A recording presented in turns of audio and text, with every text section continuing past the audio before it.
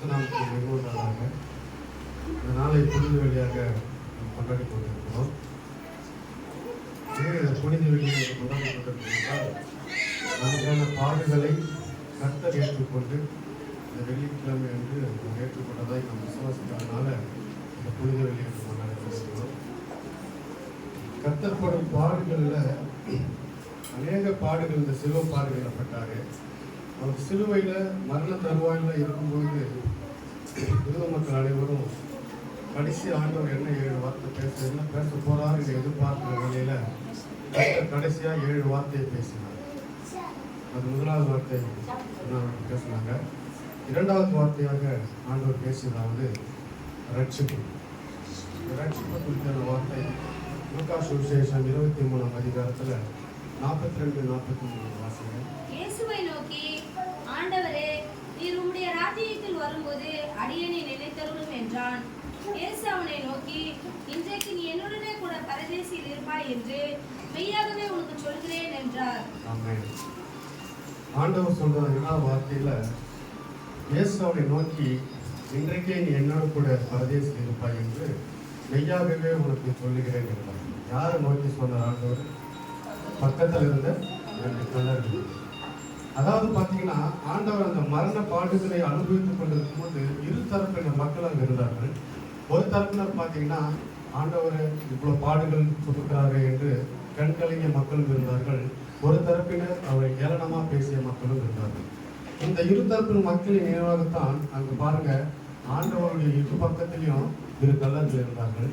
அந்த கள்ளர்கள் அந்த தேசத்தில் உள்ள பெரிய குற்றங்கள், அதாவது வழிபறி, கொள்ளை, இந்த மாதிரி பெரிய காலை குற்றங்கள் செய்பவருக்கு கொடுக்கப்படுகிற மரண தண்டனையாக அன்றைக்கு சிலுவை தண்டனை இருந்தது. சிலுவையில் அறைந்து அவர்கள் மரண தண்டனை கொடுக்கிறது அன்றைக்கு நடைமுறையில் இருந்தது.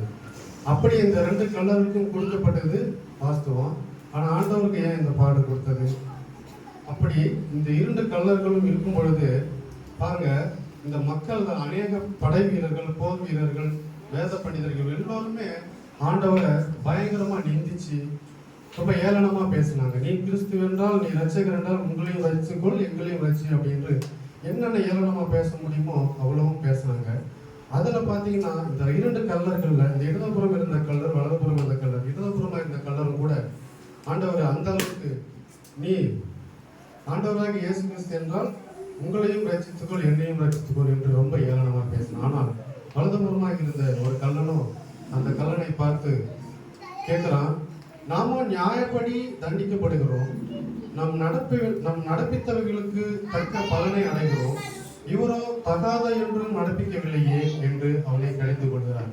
நம்ம செஞ்ச தப்புக்கு நம்ம தண்டனை அனுபவிக்கிறோம், இவர் ஒரு குற்றமற்றவராக இருக்கிறாரே, இவர் எந்த குற்றமும் செய்யவில்லையே, இவர் ஏன் இந்த தண்டனை அனுபவிக்கணும், நம்ம இந்த தண்டனை இருந்தும் உன்னை ஏன் அவர் அவ்வளோ ஏளனமா பேசுறா அப்படின்னு சொல்லிட்டு அந்த நேரத்துல ஒரு கள்ளன் மன திரும்புதலை பார்க்கிறோம். அந்த மன திரும்பல் நேரத்துல தான் அவன் சொல்றான் ஆண்டவரை பார்த்து, இயேசுவை நோக்கி, ஆண்டவரே, உம்முடைய ராஜ்யத்தில் வரும்போது அடியனை நினைத்தருளும் என்று அவன் சொல்லுகிறான்.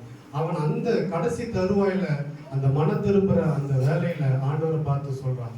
அப்பதான் ஆண்டவர் அவனுக்கு சொல்றாரு, இன்றைக்கு நீ என்னோட கூட பரதேசிலே இருப்பா என்று மெய்யாகவே உனக்கு சொல்லுகிறேன். அதாவது இவன் இந்த விண்ணப்பத்தை ஏறெடுத்த பிறகு ஆண்டவர் எப்படின்னா சொல்லியிருக்கலாம், சரி இன்னும் கொஞ்ச நாள் அவனை நடத்திய பார்க்கலாம், செய்யலாம், அதன் பிறகு அவனை பரதேசம் சேர்க்கலாம்னு சொல்லியிருக்கலாம். ஆனா அந்த நொடிய அந்த பொழுது அவனுக்கு அந்த நிமிஷமே இன்றைக்கு அப்படின்னு சொல்லி அந்த பர்சன்டேஜ் அந்த நேரத்திலே நீ என்னோட கூட பரதேசில் இருப்பா என்ற ஒரு உத்தரவாதத்தை ஆண்டவர் அவனுக்கு அருளி செய்கிறார்.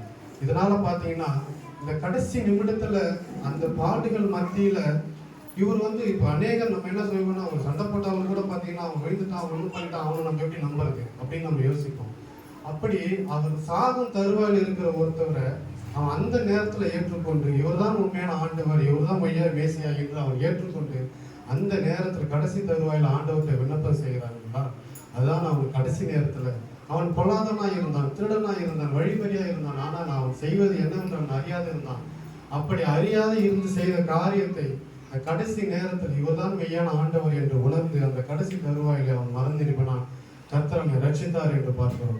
அப்படியேப்பட்ட வாழ்க்கையில தான் இப்ப நம்மளோட அதை ஒப்பிட்டு பார்க்கும் பொழுது நமக்கு அவன் கடைசி தருவாயில ஆண்டவரை ஏற்றுக்கொண்டான். அவன் இதுக்கு முன்னாடி ஆண்டவரை அறியாமல் இருந்திருக்கலாம், ஆனா நம்மளும் ஆண்டவரை அறிந்து அவரை தினம் தினம் நம்ம விசுவாசிக்கிறோம், வாரம் வாரம் ஆண்டவரை வந்து சபையில் கூடி ஆராதிக்கிறோம், இவ்வளோ செய்கிறோம். ஆனால் நம்மகிட்ட ஒரு உன்னதமான உத்தமமான மன திரும்புதல் இருக்குதா என்று நமக்குள்ளே நம்மை விசாரித்து பார்க்க வேண்டும். அப்படியா நம்ம மனம் திரும்பும் பட்சத்தில் ஆண்டவர் இந்த சொன்ன வார்த்தைக்கு நம்ம கீழ்ப்படிந்து இருப்போம் என்று நம்பிக்கையோடு வார்த்தை முடிகிறது.